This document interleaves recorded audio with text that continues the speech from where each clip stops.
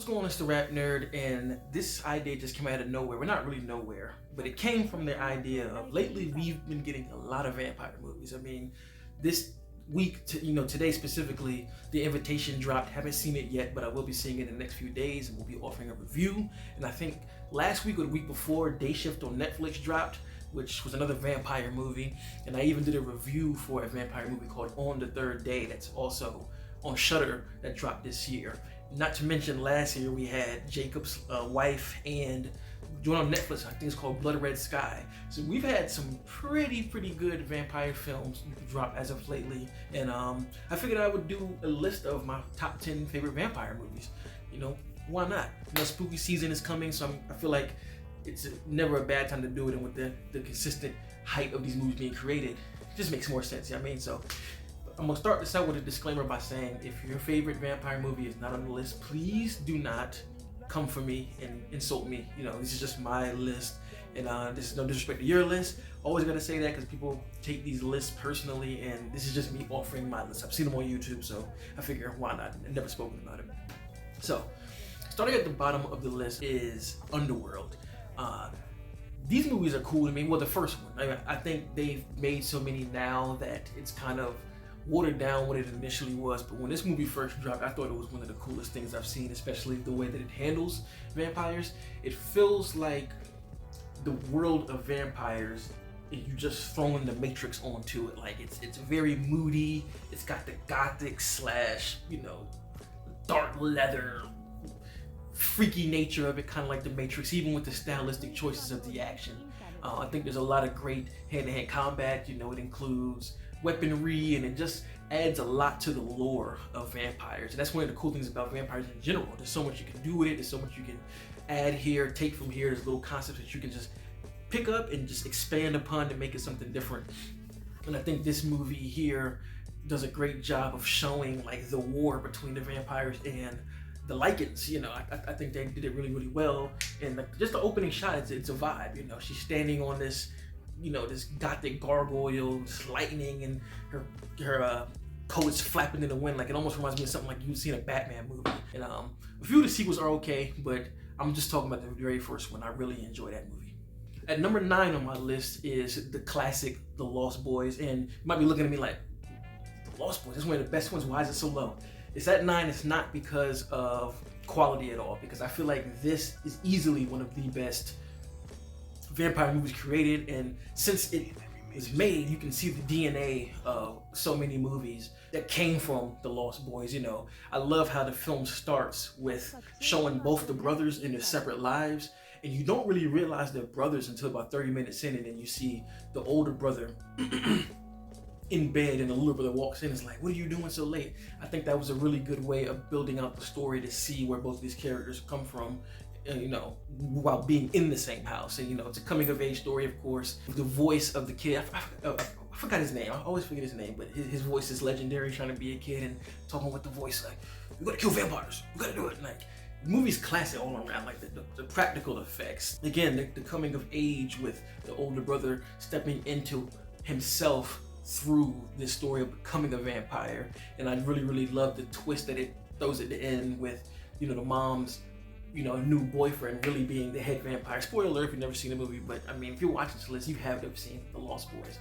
Recently rewatched it again, and it still solidifies as one of my favorites. I think it has the best balance of the comedics and the horror, because sometimes that can get lost in these vampire movies, but I think this one perfects the middle ground of humor and when it's supposed to take itself seriously. So without a doubt, this is easily one of the best. But like I said, it's at number 9, and not because of quality, it's just the ones I had before it just mean a little bit more to me. You know what I'm saying? So there you go.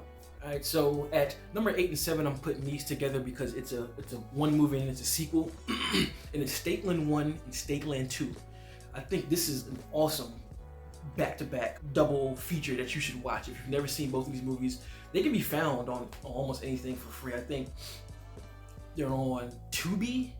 Last I checked, they were on Shudder, but I don't know, they move around so much that you can find them pretty much anywhere, you know what I'm saying? So the first movie is at 7 and Stateline 2 is at 8. So I'll start with Stateline 1 and get to that one, but just want you to know that, right? Stateline, the thing that's cool about this movie is I haven't really seen too many vampire movies take this approach to vampires. Like, this film presents vampires in the same light as like zombies. Like, when the vampires came out, they just pretty much took over Earth, and the world that these characters live in is pretty much a post-apocalyptic world. And it's the story of this kid who, it shows him at the start of the infection of when the vampires came, and they killed his family, and he ran into this other guy. I forgot what he calls him, but he just pretty much is his mentor, and he takes him around, and they're just kind of traveling the Earth to find other humans to, you know, either help out or, you know, a place called home. And the first movie is just pretty much them moving all around in this post-apocalyptic world.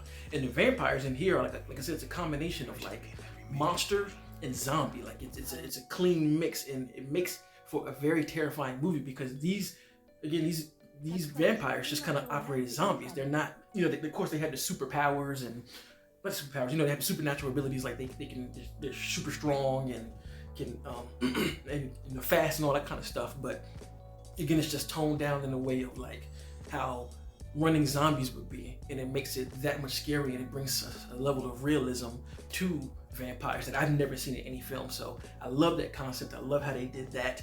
And then the sequel is pretty much where the first movie leaves off. You know, I don't really want to go into that one, but because I know these movies aren't ones that many people have seen. So if you have never seen this, watch Stateline. Like I said, it's post-apocalyptic, and literally the second one picks up where the first one ends. And yeah, it's dope. I think this is a double feature. So like I said, at number 8 I have Stateline 2, and at number 7 I have Stateline 1. At number 6 I have Blade 2. I think Blade 2 is immaculate. The way they expounded upon the first one and took it a whole different direction, I think was magnificent. We already know what Blade presents in the first one, but to come back with a second film and introduce a whole different type of vampire, like the originals, and how the originals, when they spread their, you know, their vampire DNA, it just turns these creatures into something different. This one is haunting. You know, Blade is an action horror, but I think this one really delves down deep with the horror, especially with, you know, Del Toro, you know, being directing this movie. I mean, the guy's a horror genius, you know, especially with the makeup, the creature effects, and just the way he frames things and builds the tension. It's one of the scariest movies. Like the tunnel scene still to this day really bothers me. Like just the scene of a horde of these things crawling on the walls and coming, like, oh, it's just extremely creepy. And you know, when you combine these super, you know, great, you know, effects to some of the best action in any comic book movie in general, it's just like, it's unbeatable, you know what I'm saying? Blade 2 is easily one of the best vampire movies for me personally, just from that standpoint. To be able to take such a great film like Blade 1 and then just make something just as good. Some people even think it's better, so I'm like, without any doubt, that's definitely on my list, and I'm pretty sure you've seen that, but I gotta have it at number 6. Okay, so at number 5 is Let Me In. Yes, the Matt Reeves directed remake of Let the Right One In. Now, I've seen Let the Right One In, it's a great movie too, but something about Matt Reeves, man, his direction to me is so like personal.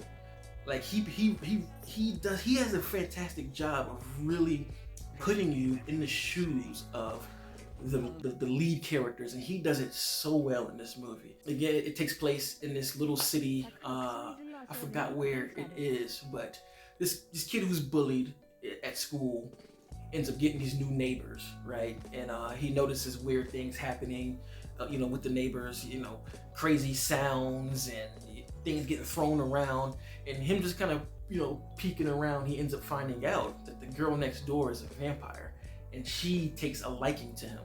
And that's pretty much all I want to say if you've never seen the movie. I think the atmosphere in this film is one of the best things about the movie. It's cold, it's wintertime, it's ample snow everywhere. It's so creepy but scary at the same moments. There are jaw-dropping moments in the movie that you just don't expect to see coming.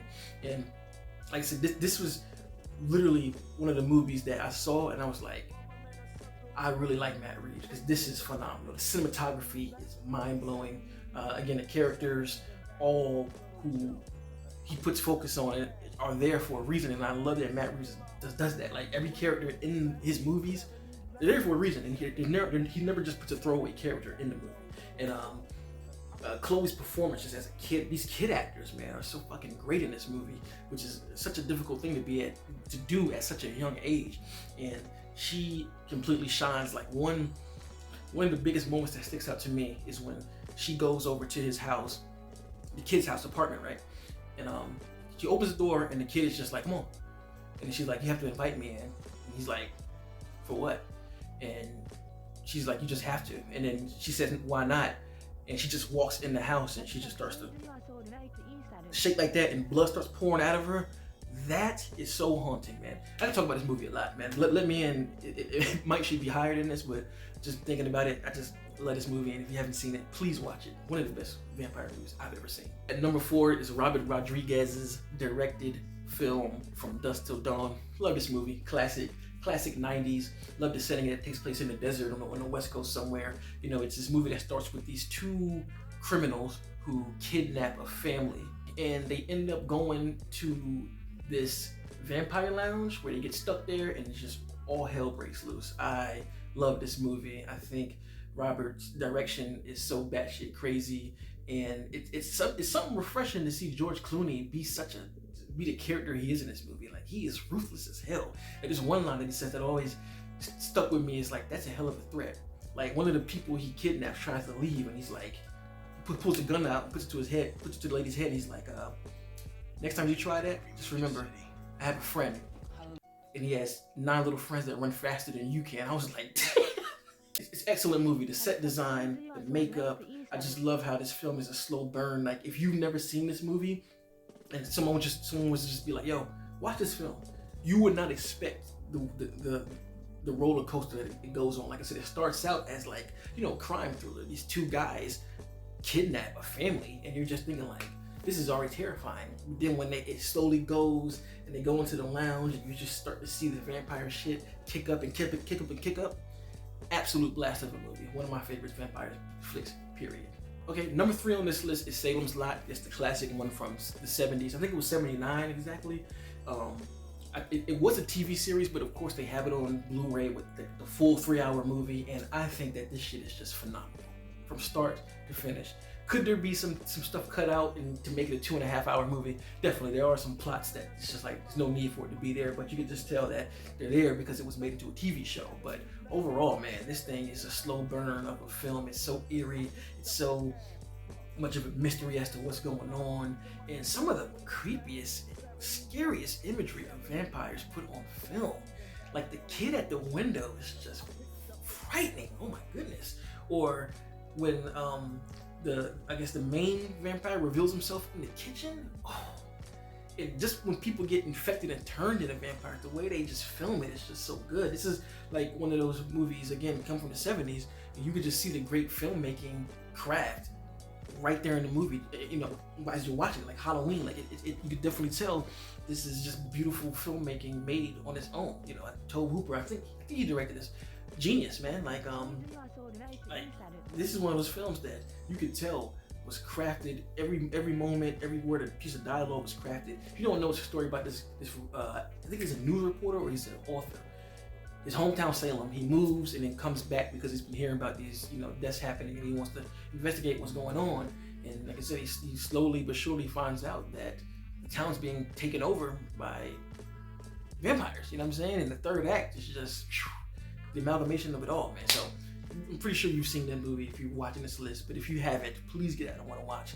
It's where a lot of this vampire lore started from, and it takes itself seriously. The biblical references, it's just a culmination of just great filmmaking and storytelling. You know what I mean? In 3 hours, it's worth it. Number 2 is Blade, as you probably could tell. You know, I had Blade 2 on here. You can't have Blade 2 and not Blade 1. I think this just set itself apart, you know, not only for comic book movies in general, you know, but vampire films. I think it set the tone for action vampire movies, and to me, it's why a lot of them aren't the, you know, I see action vampire movies, I don't see them as great because they still haven't done anything to do with this movie, man. Wesley Snipes is cold-blooded in this movie. chopping up vampires, killing vampires. Deacon Frost, I forgot the actor's name, does a phenomenal job. I love the way that they paint the underworld of the vampires, you know, as like a high society and not like these, you know, low level type entities like who kind of gotta hide. It's almost painted. It's painted in a way of the world abides by vampires. Like it ain't the vampires trying to fit in and stay hidden. No, the world belongs to us. Y'all are just here because we allow you to be here. And I really love how that is shown in the movie. And of course, like I said, Blade, Wesley Snipes' martial arts, cold as a motherfucker, and it's just a product of the 90s. Again, it's some of those things where it's like, what separates older films for these newer films is just like, you know, the practicality of everything, and you see it straight up in this movie, from the action to the way it's just done. The direction for the movie in general, you know, the way the fights were filmed, everything in camera, you see everything. This is just a lesson not only on horror, but a lesson on action and how to film it and marry the two perfectly. So I can sing my praises high to Blade. It's one of the best comic book movies ever, one of my favorite horror films, and still hasn't really been outdone, if you ask me. Mahershala Ali, y'all got some shit to deal with, man. Just being honest. Now, we're at the #1 film in the vampire genre, and for me personally, it is 30 Days a Night. This is by far the scariest vampire movie I have ever seen. No vampire movie has scared me like this. Like, so much so that, I mean, I have no reason to be in Alaska. I think that's where this movie takes place, but I really don't want to go because just the idea, right? Because this was the first movie, not the first movie, this was the first time I was introduced to that idea of, like, you know, in certain towns up there, it's like, you know, night for just days. Of course, 30 days I don't think is what it actually is. Just the idea of that in general is just scary. But for them to take the concept and use vampires, you know, to take advantage of that lore of vampires not being able to being in the sun, it's terrifying. Like, it's just literally creatures preying on the nighttime. You know what I'm saying? Especially like in like a city or a little town with infinite night, so they just can roam and do what they want to do. And these vampires are just sinister, man. Like, I love the design. Like, this is how you use digital effects to really enhance it when you don't have to, you know, instead of using practical.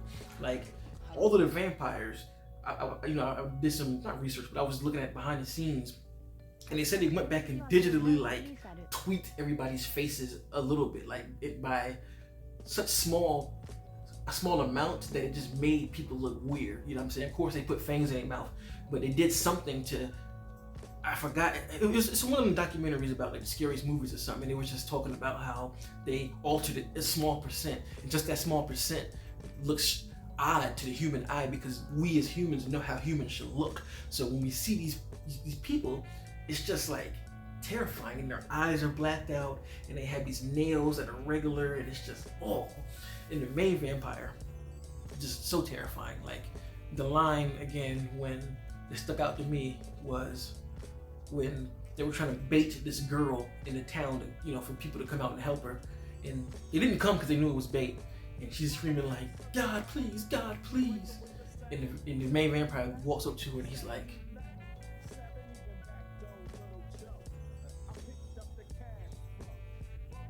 "Oh God," fucking terrifying. That is terrifying. So that's my favorite vampire movie. There's a sequel out there that is nowhere near as good, and I would not recommend it. It is nothing compared to the first one. So yeah, there we go. Those are my top 10 vampire films. If you've never seen any of those, please be sure to watch them, and let me know in the comments what's your favorite vampire movie. Give me your top 10, and let's have a discussion. Again, and be kind in the comments, all right? And if you like this kind of content, be sure to like and subscribe. And until next time, peace. RapNerd Productions, no capping, that's word to mommy.